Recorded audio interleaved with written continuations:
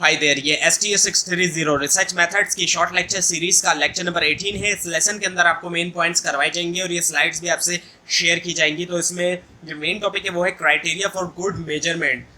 Good measurement के लिए जो क्राइटेरिया है सबसे पहले है goodness of measurement.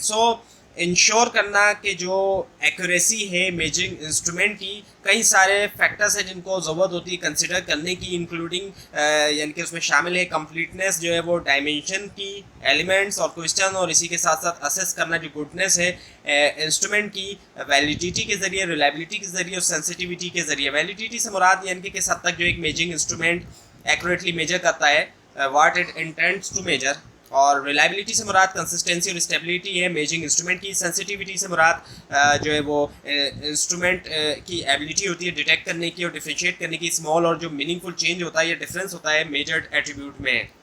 So the goal of measurement validity and reliability. So validity को अगर हम देखें इससे मुराद क्या है, एक एबिलिटी होती है एक इंस्ट्रूमेंट की मेजर करने की, what is intended to be measured, वो जो है रेफर किया जाता है एज वैलिडिटी। और वैलिडिटी जो एक क्रूशियल कैरेक्टरिस्टिक्स है मीनिंगफुल मेजरिंग इंस्ट्रूमेंट की, एज इट इंश्योर करता है कि जो इंस्ट्रूमेंट है एक्यूरेटली असेस करता है कॉन्सेप्ट और construct it is assign to measure. और वैलिडिटी में जो है वो शामिल है इवेल्यूएट करना कि वेदर के इंडिकेटर या आइटम यूज होते हैं इंस्ट्रूमेंट में ट्रूली मेजर करते हैं अंडरलाइन कंस्ट्रक्ट जो है इंटरेस्ट के, और ये एग्जामाइन करता है examine the degree to which the instrument captures the abstract idea या फिर कॉन्सेप्ट कॉन्क्रीट ऑब्जर्वेशन के जरिए या फिर मेजरमेंट्स।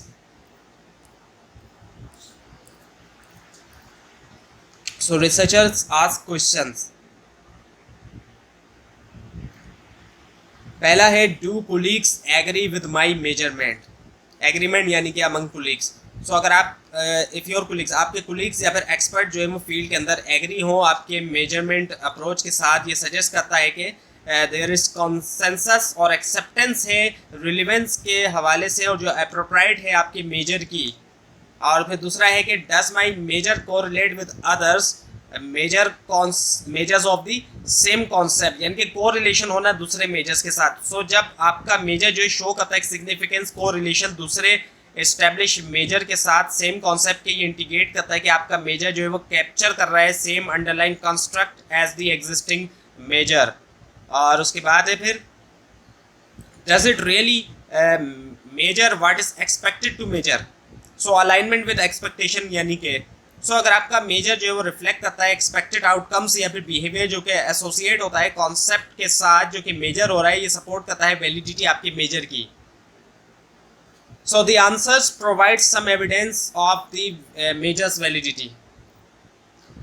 Types of validity के अंदर जो पहला है वो है content validity, फिर है criterion related validity और फिर construct validity. पहला जो है content validity, अब इसको देखते हैं। अब यहाँ पे जो दिया गया है आपको उसके मुताबिक when measuring feminism, it is important होता है कि इंश्योर किया जाए कि मेजर जो है इंक्लूड एन एडिकेट और रिप्रेजेंटेटिव सेट जो है आइटम्स का that tap into the concept. This mean that the items या फिर जो क्वेश्चंस हैं used to assess feminism should cover करना चाहिए एक वाइड रेंज जो रिलेवेंट एस्पेक्ट की और जो पर्सपेक्टिव हैं with in the concept.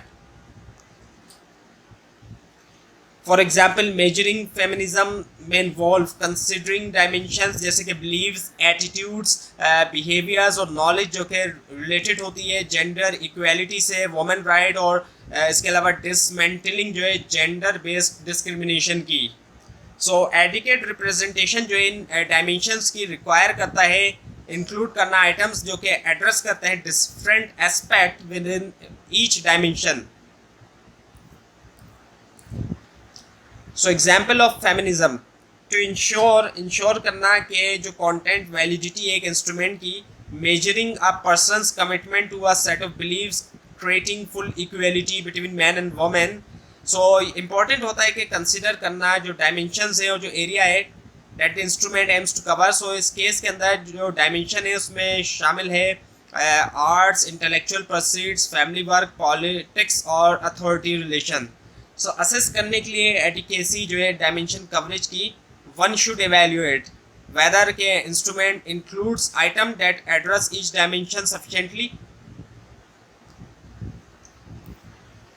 Face validity, so जो बेसिक और मैक्सिमम इंडेक्स है कंटेंट वैलिडिटी का, फोकस करता है इंश्योर करने के ऊपर कि आइटम्स जो है वो items used to measure a concept on the surface appear to measure the intended construct, or it involve evaluating whether items are appropriate or relevant होना assess करने में concept जो कि measure हो रहा है. So second is the criterion related to validity. Concurrent और validity और प्रेडिक्टिव वैलिडिटी जो है, ये दो सब टाइप्स हैं वैलिडिटी की जो कि असेस करते हैं एक्यूरेसी जो है मेजर की कंपेयर करते हुए उसको एक स्टैंडर्ड से या क्राइटेरिया से. सो कॉन्करेंट वैलिडिटी की अगर हम बात करें सो इसमें शामिल है कंपेयर करना मेजर को दूसरे एक्सेप्टेड मेजर के साथ सेम कंस्ट्रक्ट के सेम टाइम के ऊपर. और प्रेडिक्टिव वैलिडिटी की बात करें सो ये असेस करता है एबिलिटी जो है कि मेजर की प्रेडिक्ट करने के लिए फ्यूचर आउटकम या बिहेवियर जो कि बेस करता है मेजर कंस्ट्रक्ट के ऊपर. सो कंकरेंट वैलिडिटी के अंदर so in order for a new indicator या फिर test to be considered valid it needs to be associate. ज़रूरत होती है उसकी कि वो एसोसिएट हो एक प्री एग्जिस्टिंग वैलिड इंडिकेटर के साथ. और उसका मतलब ये कि there should be a strong correlation. Strong correlation होना स्कोर्स के दरमियान between the scores obtained on the new indicator और जो scores obtained on the establish indicator. और उसके बाद है फिर प्रेडिक्टिव वैलिडिटी.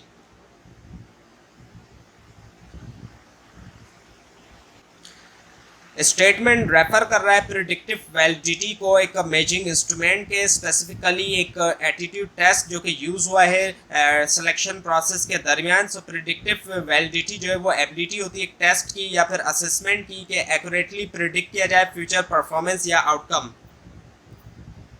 सो कंस्ट्रक्ट वैलिडिटी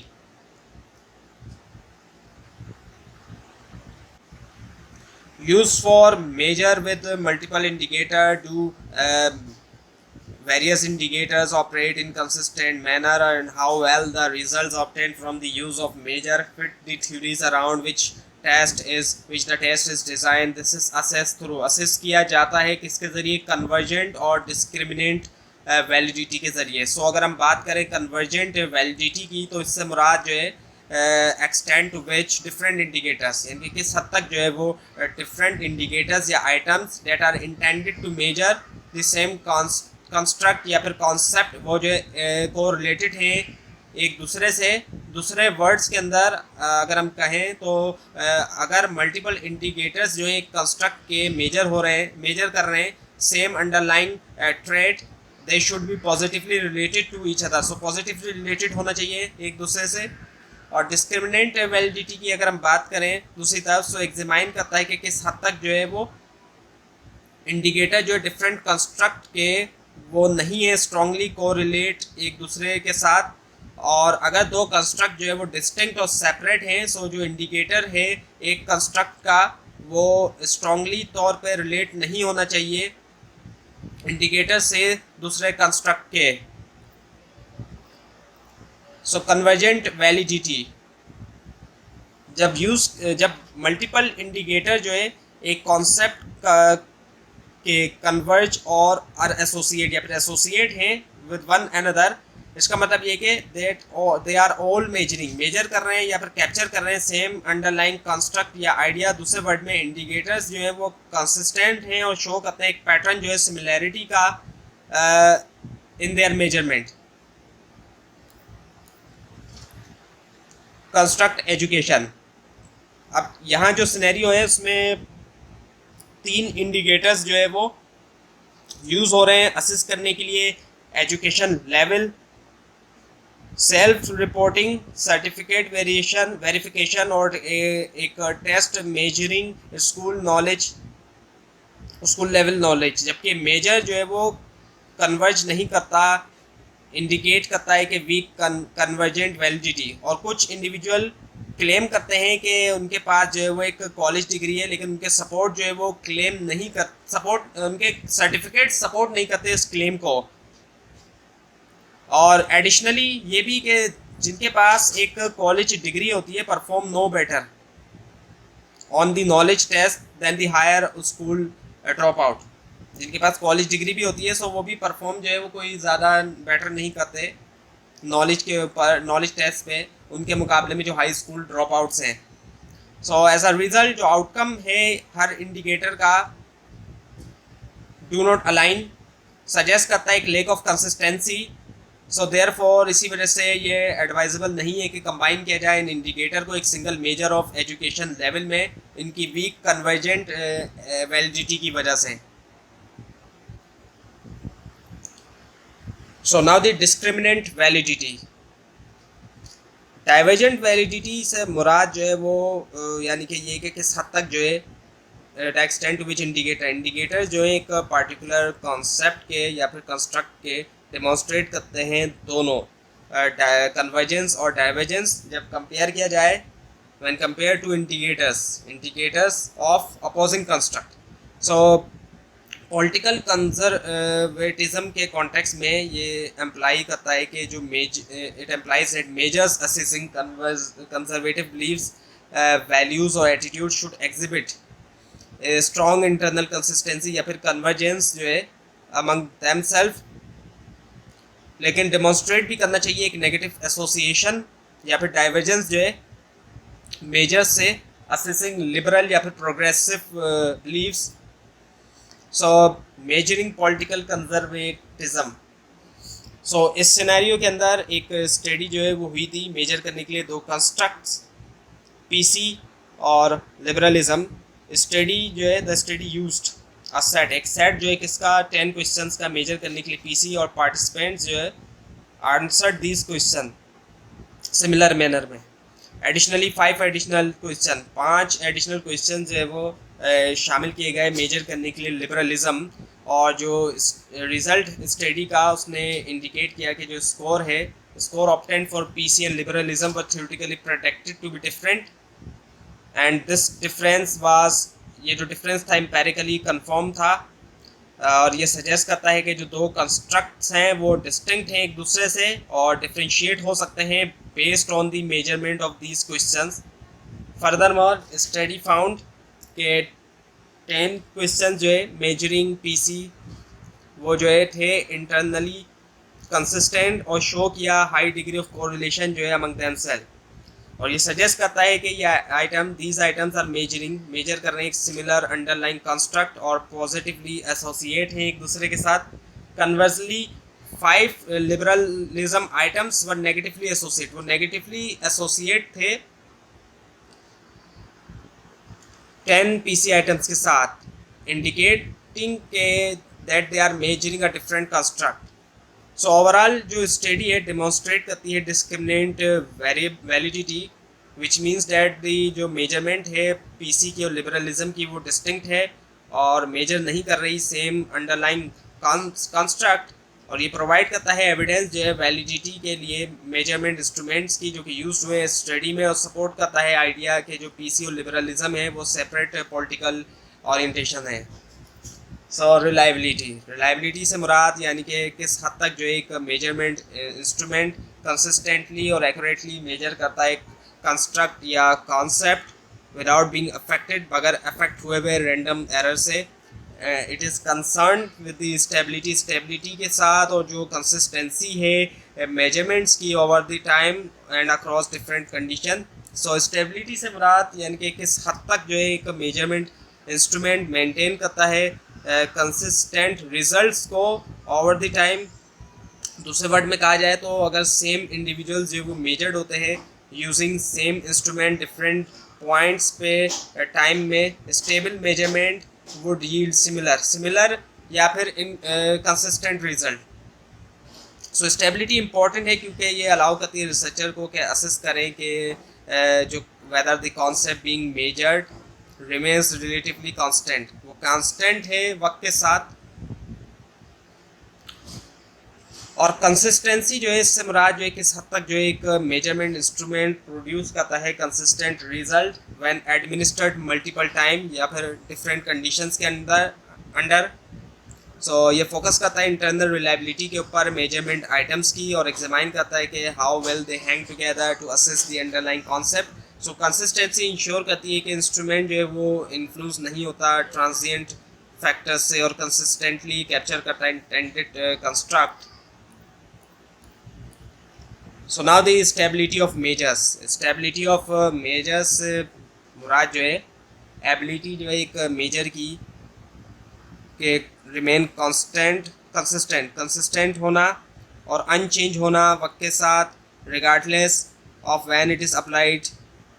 तो ये जो एक इम्पॉर्टेंट एस्पेक्ट है रिलायबिलिटी का, क्योंकि ये इंडिकेट करता है कि किस हद तक जो है मेजर जो एक कॉन्सेप्ट का वो रहता है स्टेबल और कंसिस्टेंट ओवर रिपीटेड एडमिनिस्ट्रेशन. तो जो स्टेबिलिटी होती है एक मेजर की उसको असेस किया जा सकता है दो कॉमनली यूज टेस्ट के through.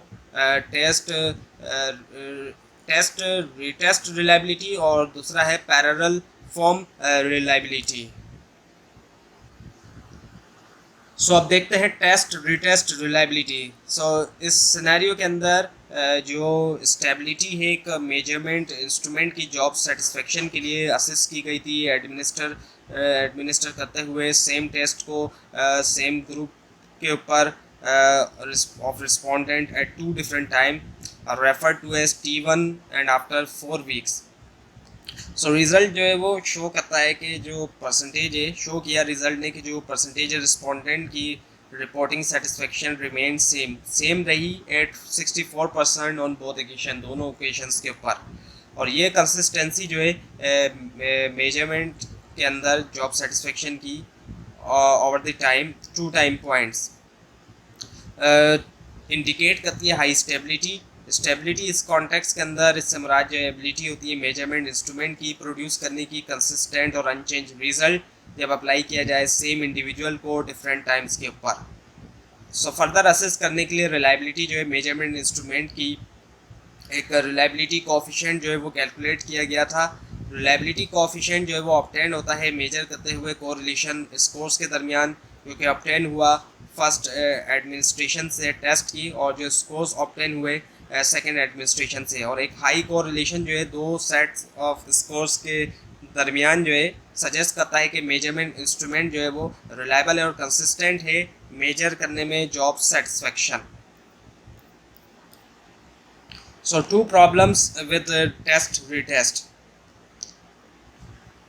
It is a longitudinal approach. So longitudinal approach में जहाँ सेम रिस्पोंडेंट मेजर होते हैं over the time, so couple of factors होते हैं जो कि पोटेंशियली इम्पैक्ट कर सकते हैं रिजल्ट्स, और उससे क्या होगा कि लोअर कोरिलेशन होगा मेजरमेंट्स के दरमियान. सो अगर हम पहले की बात करें यहाँ पर जो बात की जा रही है, सो पहली चीज़ ये है कि जो रिपीटेड एडमिनिस्ट्रेशन है सेम टेस्ट की सेम रिस्पोंडेंट को वो सेंसिटाइज कर सकती है, उनको sensitize them to the purpose. और जो कंटेंट है मेजरमेंट का इसका मतलब ये है कि जो रिस्पोंडेंट है वो ज़्यादा अवेयर हो सकते हैं स्पेसिफिक जो कंस्ट्रक्ट है जो मेजर हो रहा है, जैसे कि job satisfaction and could consciously और unconsciously.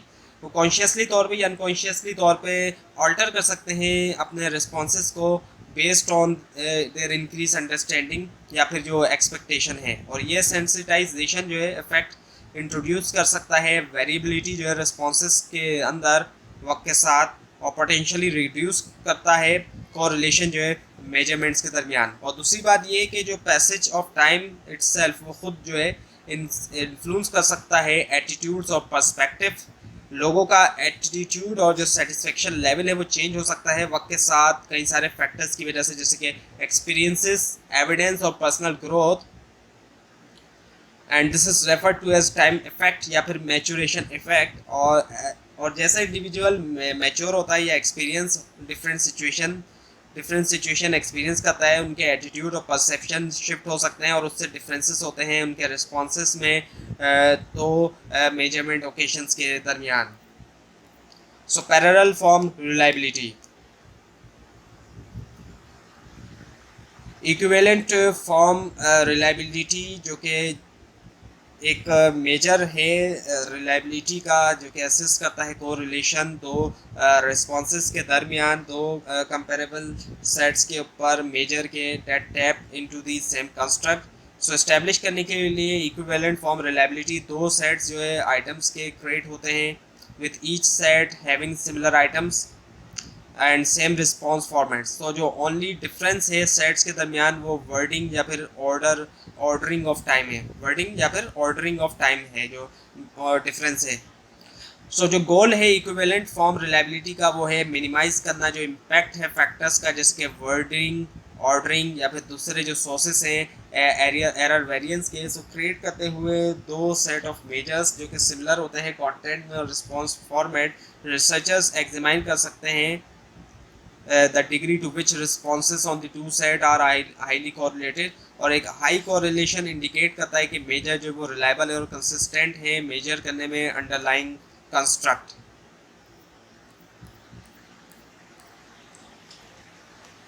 So internal consistency of measure, homogeneity जो है आइटम्स की एक मेजर में वो क्रूशल एस्पेक्ट होता है जो कि इंडिकेट करता है कि how well collectively they represent, collectively वो कैसे how well they collectively represent a specific concept. In order for items to hang together as a set, they should be capable of independently measuring the same underlying concept. So assess करने के लिए item homogeneity, one can examine the correlation items के दरमियान और जो subset हैं items के within the instrument, और इसको किया जा सकता है दो तरीक़ों में। पहला है calculating the inter item correlation coefficient to determine the overall coherence of the measure, और दूसरा है conducting factor analysis to identifying underlying dimension and assess how well items cluster together with in those dimension. So employ करते हुए इन methods को researcher हासिल कर सकते हैं insights into the internal consistency और होमोजेनिटी जो है आइटम्स की एक मेजर में, ensuring their ability to effectively assess the intended construct. So इसके बाद है फिर इंटर आइटम कंसिस्टेंसी रिलायबिलिटी। जो टेस्ट है कंसिस्टेंसी का एग्जामाइन करता है कि किस हद तक जो है वो the extent to which respondent जो है वो आंसर देते हैं टू ऑल आइटम्स, जितने भी आइटम्स हैं एक मेजर में अलाइन हैं एक दूसरे से। सो जब आइटम्स जो है वो independent, when items are independent measure of the same concept they should exhibit correlation among themselves. इसका मतलब ये कि इंडिविजुअल जो रिस्पॉन्ड करते हैं पॉजिटिवली एक आइटम को, मुमकिन है कि वो रिस्पॉन्ड करें पॉजिटिवली दूसरे आइटम्स को, indicating consistency in their item. So measure करते हुए कोरिलेशंस आइटम्स के दरमियान रिसर्चर जो वो असेस कर सकते हैं डिग्री ऑफ कोहेरेंस और कंसिस्टेंसी मेजर के अंदर, and providing evidence for inter relatedness of item as measure of the same underlying concept. उसके बाद है हाफ स्प्लिट रिलायबिलिटी। सो जो कोरिलेशन है दो हाफ्स के दरमियान एक इंस्ट्रूमेंट के जाना जाता है हाफ स्प्लिट रिलायबिलिटी, रिफ्लेक्ट करता है डिग्री ऑफ सिमिलैरिटी जो है दो आइटम ऑफ सेट्स के दरमियान, और एक कॉमन तरीका जो है वो क्रिएट करने का दो हाफ वो क्या है डिवाइड करना उनको बेस्ड ऑन इवन और ऑड नंबर आइटम। एक हाई कोरिलेशन जो है इन हाफ्स के दरमियान इंडिकेट करता है कि जो आइटम हैं with in each half are measure कर रहे हैं सेम कंस्ट्रक्ट या कॉन्सेप्ट, और ये प्रोवाइड करता है एविडेंस कंसिस्टेंसी के लिए, और सिमिलैरिटी जो है आइटम्स के दरमियान सजेस्ट करता है कि वो मेजर कर रहे हैं इंटेंडेड कंस्ट्रक्ट कंसिस्टेंटली और रिलायबली। और उसके बाद फिर नोट। तो रिलायबिलिटी जो है वो एक असेंशियल है but insufficient condition to determine the goodness of a measure, while reliability focuses on stability और कंसिस्टेंसी।